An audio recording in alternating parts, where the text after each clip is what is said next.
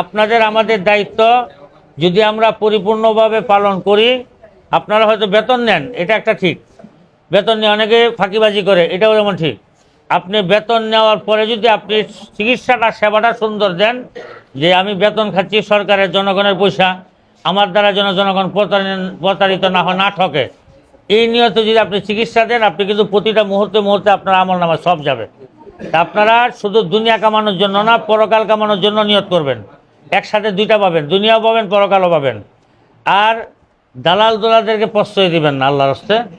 আর ওষুধ থাকলে গরিব মানুষ যতটুকু সম্ভব হাসপাতাল থেকে দেওয়ার চিকিৎসা করবেন, সে সেবা দেওয়ার ব্যবস্থা করবেন।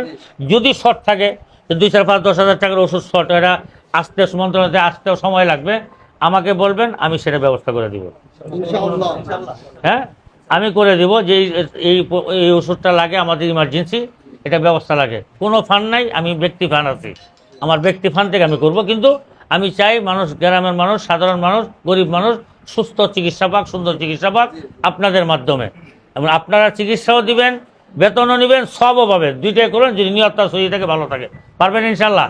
আর ওই যে আপনার কর্তৃপক্ষ আসলে আমাকে বলবেন দ্রুত ফাইল দেওয়ার জন্য, আমি ইনশাল্লাহ ফুলপুরেরটা 100 আর এটা 50টা চালু, তারপরে এটাও 100 করবো ইনশাল্লাহ।